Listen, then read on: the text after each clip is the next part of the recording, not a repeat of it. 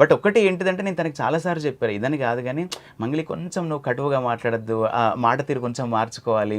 ఇప్పుడు ఈవెన్ సుబ్బు గారి విషయంలో కూడా ఇప్పుడు సరే ఇప్పుడు లాయర్ నువ్వు ఇట్లా మంగ్లీ గారు మరి ఏందండి ఇట్లా ఇట్లా అన్నప్పుడు, లేదండి దానికి నాకు ఏం సంబంధం లేదు, నన్ను లాగుతున్నారు, నేను కష్టపడి పైకి వచ్చిన అమ్మాయిని, నన్ను వదిలేయండి ప్లీజ్ అని చెప్పి, నాకు దీనికి ఏం సంబంధం లేదంటే అయిపోతుంది కదా.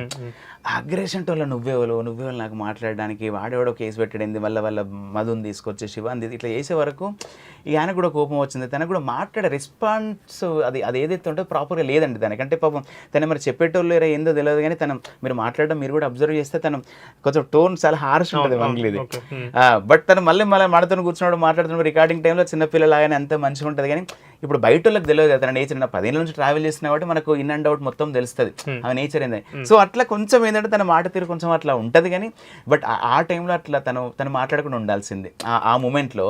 అప్పుడు కొంచెం తను సాఫ్ట్గా మాట్లాడి ఇంత దూరమే వచ్చేది కదా. ఇప్పుడు యాక్చువల్లీ అంటే ఇప్పుడు ఒక వీడియో రిలీజ్ చేయడం జరిగింది, వీడియో ఒకటి బయటకు వచ్చింది, మంగ్లీకి కానీ వాళ్ళ బ్రదర్కి కానీ సంబంధం లేదు అన్నట్టు, ఈవెన్ సుబ్బారావు గారే మాకు పరిచయం అన్నట్టు నాకు పరిచయం చేశారని చెప్పని ఇప్పుడు మధు గారు ఒక వీడియో రిలీజ్ చేయడం జరిగింది. అంటే ఇప్పుడు మీరు ఫస్ట్ నుంచి ఇప్పుడు ఉన్నారు, మీరు విట్నెస్లో మీ పేరు ఉంది కాబట్టి మీకు అంటే ఇప్పుడు మంగ్లీకి కానీ మంగ్లీ వాళ్ళ బ్రదర్కి కానీ అసలు దీంట్లో ఎంతవరకు సంబంధం ఉంది అని అంటారు?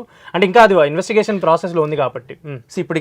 ఇప్పుడు దొంగలు అంటే ఇప్పుడు మనకి ఎవడో నేను దొంగతనం చేసిన అని చెప్పుకోడు కదా, నేను దొంగతనం చేసిన అని చెప్పి కూడా అందరూ మంచులనే చెప్తారు అబ్బా. ఇప్పుడు ఆ రోజు నేను కాల్ చేసినప్పుడు శివ నాతో మాట్లాడాడు అండ్ మధు లైన్లో ఉన్నాడు అండ్ మంగ్లీ లైన్లో ఉంది. అసలు ఫస్ట్ థింగ్ శివ ఎవరో మధు ఎవరో నాకు ఆ టైంకి తెలియదు. ఇప్పుడు ఏంటిది సుబ్బు గారు తీసుకొచ్చి ఇందులో ఈమెకి ఇన్వాల్వ్మెంట్ ఉందా లేదా అండి, ఎందుకంటే శివ పేరు వినబడుతుంది, మధు పేరు వినబడుతుంది, మంగ్లీని నమ్మి మేము పైసలు ఇచ్చినామని చెప్తున్నారు, సో ఎంతవరకు ఇది వాస్తవం అని ఆ ధోరణిలో మాత్రం నేను మాట్లాడినా.